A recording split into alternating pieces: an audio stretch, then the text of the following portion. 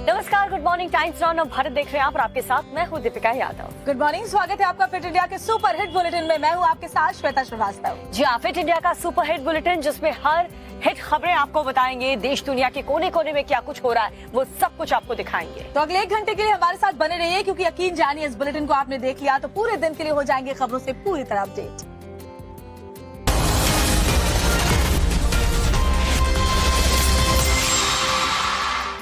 और चलिए सबसे पहले बात करते हैं उसी खबर की जिस पर पूरी दुनिया की नजर है। हमास के आतंकियों और इजराइल के बीच जो जंग चल रही है वो लगातार भीषण होती जा रही है और अभी भी इजरायली डिफेंस फोर्स के जो जवान हैं वो गाजा पट्टी पर भयानक प्रहार कर रहे हैं। जी हाँ, गाजा पर जो हवाई हमले लगातार हो रहे हैं उसका एक विध्वंसक और विस्फोटक वीडियो भी सामने आया है, वो आपको दिखाते हैं। पहले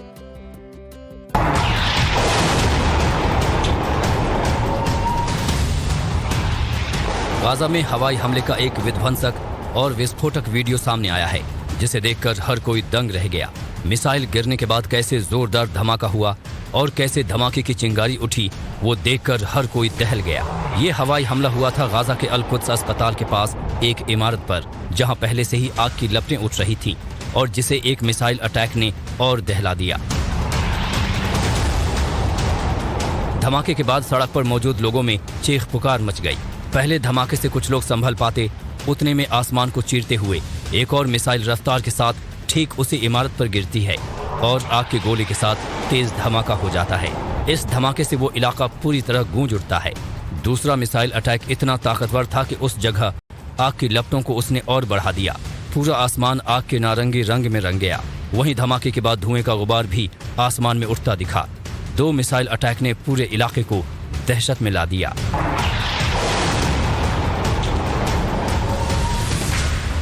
इजराइल हमास के बीच चल रही जंग 13वें दिन में पहुंच गई है। इस जंग में अब तक गाजा में मरने वालों की संख्या बढ़कर 3,500 हो गई है, जबकि 12,000 से ज्यादा लोग घायल बताए जा रहे हैं। वहीं इजराइल में हमास के हमले में अब तक 1,400 की मौत और 4,200 लोग घायल हैं, जबकि 200 लोग आतंकी संगठन हमास के कब्जे में बताए जा रहे हैं। और एक खबर गाजा से आपको बताते हैं। गाजा के अल अहली अस्पताल में हमास का ही रॉकेट गिरा था। इसके पुख्ता सबूत भी अब सामने आ चुके हैं। आपको याद होगा कि कैसे इस अस्पताल पर जो हमला हुआ आसमानी, उसमें 500 लोगों की जान गई थी, हजारों लोग घायल हुए हैं। लेकिन चलिए अब आपको वीडियो सबूतों के जरिए ये दिखा देते हैं कि इजराइल जो दावा कर रहा है कि हमास के आतंकियों का ही रॉकेट मिसफायर हुआ है, वो कैसे इस सबूत के बाद पुख्ता हो जाता है। गाजा के अल अहली अस्पताल पर हुए रॉकेट अटैक और उसमें मारे गए 500 नागरिकों की मौत का जिम्मेदार सिर्फ और सिर्फ आतंकी संगठन हमास है। इसे लेकर अब पुख्ता सबूत और पुख्ता वीडियो सामने आ चुके हैं। अब जो आप वीडियो देखेंगे उससे साफ हो जाएगा कि गाजा के अल अहली अस्पताल पर हमास का ही रॉकेट मिसफायर होकर गिरा था। ये एक सीसीटीवी वीडियो है जिसमें डेट 17 अक्टूबर और टाइम 18:59 यानी शाम के करीब 7 बजे का है और ठीक 7 बजे ही अस्पताल पर रॉकेट गिरा था। अब इस वीडियो में साफ देखा जा सकता है कि हमास अपने लॉन्चिंग साइट से दनादन रॉकेट दाग रहा है। जहां से हमास ये रॉकेट दाग रहा है उसके कुछ दूरी पर ही अल अहली अस्पताल है।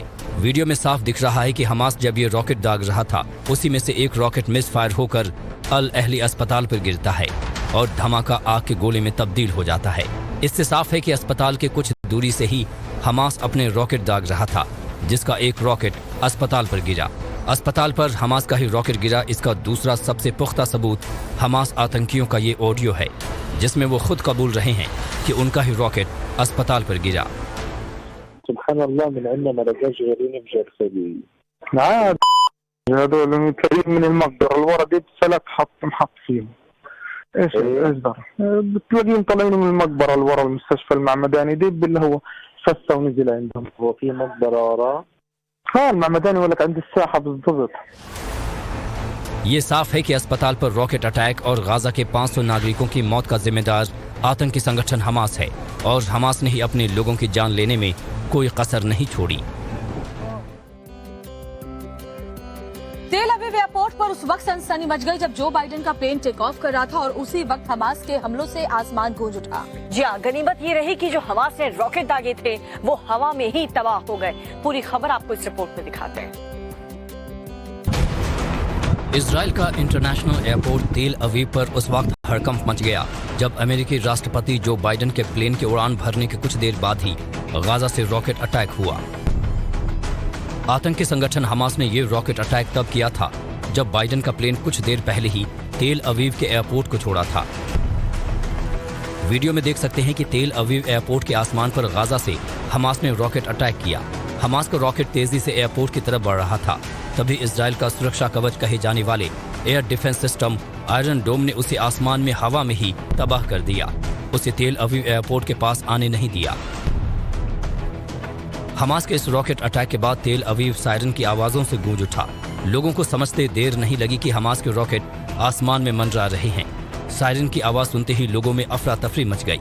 तेल अवीव में भगदड़ का माहौल हो गया।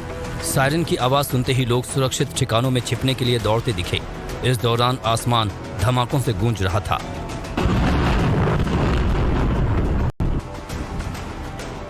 हमास ने ये रॉकेट तेल अवीव एयरपोर्ट को निशाना बनाकर दाग रहा था, लेकिन उसके रॉकेट को इजराइल का आयरन डोम हवा में ही तबाह कर दे रहा था। और जो बाइडेन के बाद आज किस देश के प्रधानमंत्री जाने वाले हैं इजराइल और हमास जंग के खिलाफ अपना समर्थन देने, ये भी बताएं। उधर पश्चिमी देश किस तरीके से जब इजराइल को समर्थन दे रहे हैं, तो ईरान ने नई धमकी क्या दी है, वो इस रिपोर्ट में देख लीजिए आप। इजराइल हमास जंग के बीच इजराइल को समर्थन देने के लिए पश्चिमी नेताओं का इजराइल दौरा लगातार जारी है। जर्मन चांसलर ओलाफ स्कोल्स और अमेरिकी प्रेसिडेंट जो बाइडेन के बाद अब ब्रिटेन पीएम ऋषि सुनक भी जंग और धमाकों के बीच इजराइल पहुंच सकते हैं। ऋषि सुनक इस दौरे में न सिर्फ इजराइल को मजबूत साथ देंगे, बल्कि सुनक कह चुके हैं कि वो एक दोस्त के रूप में इजराइल का हर तरह से बचाव भी करेंगे। इससे पहले बुधवार को अमेरिकी राष्ट्रपति जो बाइडेन ने इजराइल का दौरा किया, जहां उन्होंने हमास के खिलाफ लड़ रहे इजराइल को पूरा समर्थन दिया। They're grieving with you. They really are. And Americans are worried.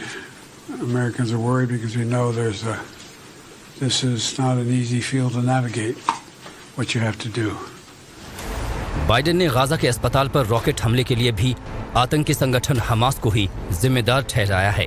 America Israel के साथ कितनी मजबूती के साथ खड़ा है, इसका सबूत उसने संयुक्त राष्ट्र में इजराइल के खिलाफ बुलाई गई बैठक में भी दिखाया।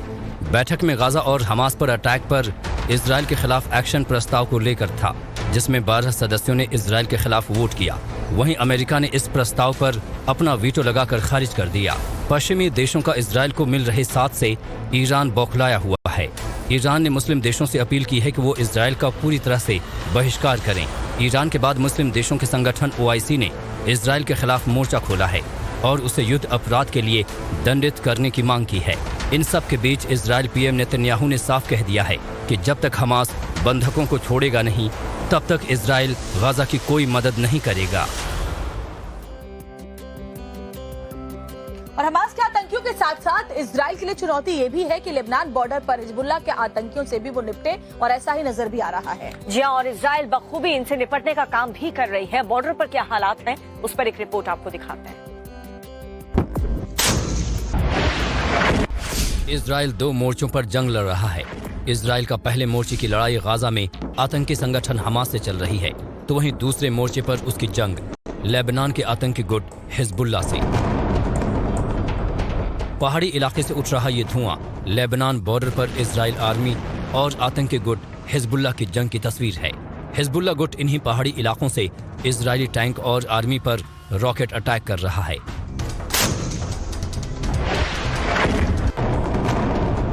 इजराइल ने करारा जवाब देने के लिए लेबनान बॉर्डर के इस इलाके में हिजबुल्लाह गुट पर ताबड़तोड़ गोलीबारी और तोप के गोले बरसाए हैं, जिसके बाद ये पहाड़ी इलाका धुआं हो गया।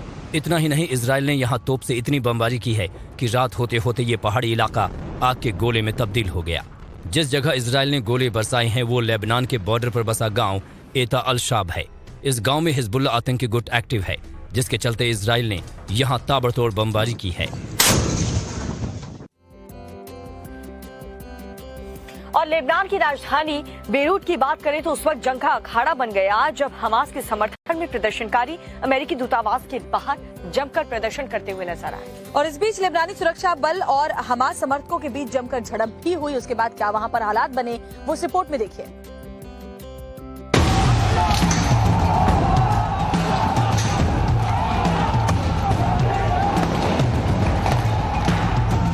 सुरक्षा बलों और प्रदर्शनकारियों के बीच हिंसक झड़प की ये तस्वीरें लेबनान की राजधानी बैरूत की हैं, जहां गाजा में आतंकी संगठन हमास के समर्थन में प्रदर्शनकारियों ने अमेरिकी दूतावास के पास प्रदर्शन किया। इस दौरान सुरक्षाकर्मियों और हमास समर्थकों के बीच जमकर झड़प हुई।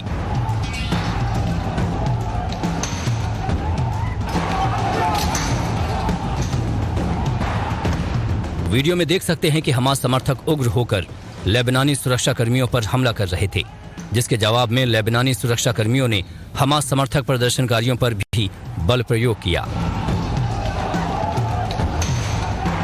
प्रदर्शनकारियों ने सुरक्षाकर्मियों पर आतिशबाजी के जरिए भी अटैक करते दिखे।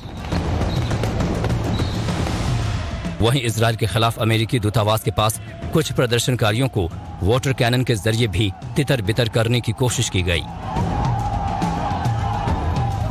लेकिन हमास समर्थक प्रदर्शनकारी इतने उग्र हो गए थे कि उन्होंने कई जगह आगजनी की भी घटनाओं को अंजाम दिया।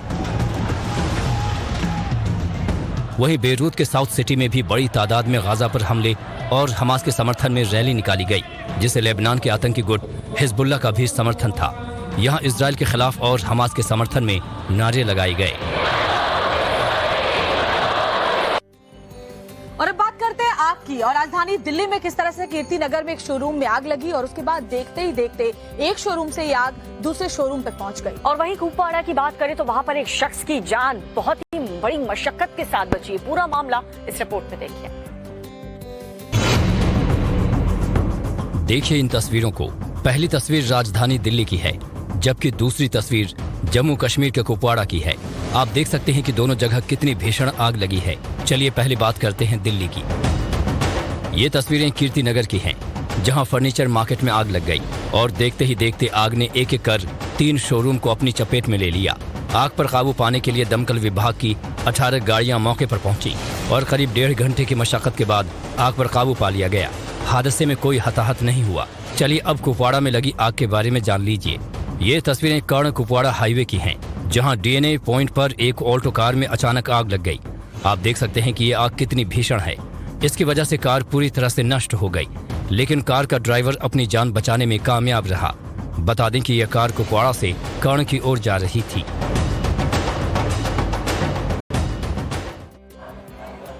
और इस वक्त एक बड़ी खबर आपको बता दें, बिहार के समस्तीपुर से ये बड़ी खबर है, जहां पर ट्रिपल मर्डर से पूरे इलाके में सनसनी मच चुकी है। आपको बता दें अपराधियों ने मदेरपुर में एक व्यवसायी की गोली मारकर दिन दहाड़े हत्या कर दी। गोली लगने के बाद आनन फानन में घायल व्यवसायी को अस्पताल ले जाया गया, जहां पर डॉक्टर ने उसे मृत घोषित कर दिया। मृतक की पहचान जो है वो प्रेम कुमार के रूप में हुई है, जो कि पोल्ट्री फार्म का व्यवसायी है। तो बिहार के समस्तीपुर से ट्रिपल मर्डर से ये सनसनी मच चुकी है। अपराधियों के हौसले किस कदर बुलंद है आप देख सकते हैं। एक के बाद एक 3 लोगों को मौत के घाट बदमाशों ने उतार दिया और इस घटना के बाद से इलाके में दहशत का माहौल है। घटना की सूचना मिलते ही पुलिस मौके पर छानबीन में जुटी। इस घटना के बाद गुस्साए लोगों ने सड़क पर आगजनी भी शुरू कर दी। रोसड़ा के पांचोपुर में बदमाशों ने 2 भाइयों की गोली मारकर हत्या कर दी और इसके बाद पूरा माहौल तनावपूर्ण बना हुआ है। और साइबर सिटी गुरुग्राम से खबर आपको बताते हैं, जहां पर रईसजादों ने कुछ ऐसा किया है जिसे आप भी देखेंगे तो दंग रह जाएंगे। और सोचिए जरा कि इन्होंने चलती कार में ऐसी हरकत की जिसमें न सिर्फ अपनी जान को जोखिम में डाला, बल्कि सड़क पर जो दूसरे लोग चल रहे थे उनकी जान को भी आफत में डालते हुए नजर आए। देखिए रिपोर्ट। चलती कार से आतिशबाजी, रईसजादों की हैरान करने वाली हरकत, साइबर सिटी का होश उड़ाने वाला वीडियो। रात का वक्त है, सड़क पर गाड़ियां सर पर दौड़ती नजर आ रही हैं। इस बीच एक गाड़ी के ऊपर आतिशबाजी होती हुई दिखाई दे रही है। एक गाड़ी का दरवाजा खुला है और एक युवक विंडो के साथ लटकता नजर आ रहा है। नियमों को ताक पर रखकर ताबड़तोड़ आतिशबाजी की जा रही है। जश्न किस बात का है ये किसी को नहीं मालूम, लेकिन बीच सड़क पर चलती गाड़ी से नियमों की धज्जियां उड़ाई जा रही हैं। जरा सी लापरवाही किसी बड़े हादसे की वजह बन सकती थी, लेकिन रईसजादों को शायद इससे फर्क नहीं पड़ रहा। सोचने समझने की शक्ति शायद खत्म हो चुकी है। आपको बता दें कि इससे पहले भी गुरुग्राम पुलिस ऐसे रईसजादों के चालान कर चुकी है, उनके खिलाफ मुकदमा दर्ज कर चुकी है, लेकिन बावजूद इसके ऐसे वायरल वीडियो सामने आ रहे हैं। गुरुग्राम पुलिस ने इस वीडियो के आधार पर मामले की जांच शुरू कर दी है। और अगली खबर उत्तर प्रदेश के हापुड़ से है, जहां पर 18 फीट लंबा अजगर दिखाई दिया तो घर वालों के रोंगटे खड़े हो गए। वो इतना डर गए। और अगर बात नासिक की करें तो वहाँ भी एक क्लासरूम में जब छात्रों को एक सांप दिखाई दिया तो कैसे वहाँ पर दहशत मच गई और हुआ क्या, देखिए रिपोर्ट में। यूपी के हापुड़ में विशालकाय अजगर दिखने से हड़कंप मच गया। एक किसान के घर की खिड़की पर ये अजगर लटका हुआ था। घर के लोगों ने देखा तो होश उड़ गए। आनन फानन में वन विभाग को सूचना दी गई, जिसके बाद इस अजगर का रेस्क्यू किया गया। स्थानीय लोगों के मुताबिक अजगर की लंबाई तकरीबन 18 फीट थी और वजन तकरीबन 60 से 65 किलो था। काफी मशक्कत के बाद अजगर को पकड़ा जा सका, जिसके बाद वन विभाग की टीम ने इसे जंगल में छोड़ दिया। वहीं नासिक में एक स्कूल में जहरीला सांप निकलने से हड़कंप मच गया। छात्रों ने स्कूल की टीचर्स को इसकी जानकारी दी, जिसके बाद बच्चों को क्लास से बाहर निकाल दिया गया। इसके बाद सांप को पकड़ने का सिलसिला शुरू हुआ।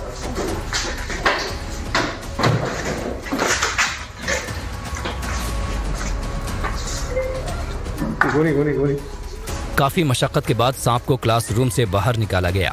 जानकारी के मुताबिक पकड़ा गया सांप धामिन प्रजाति का था, जिसे काबू करने में वन्य कर्मी को काफी मशक्कत करनी पड़ी।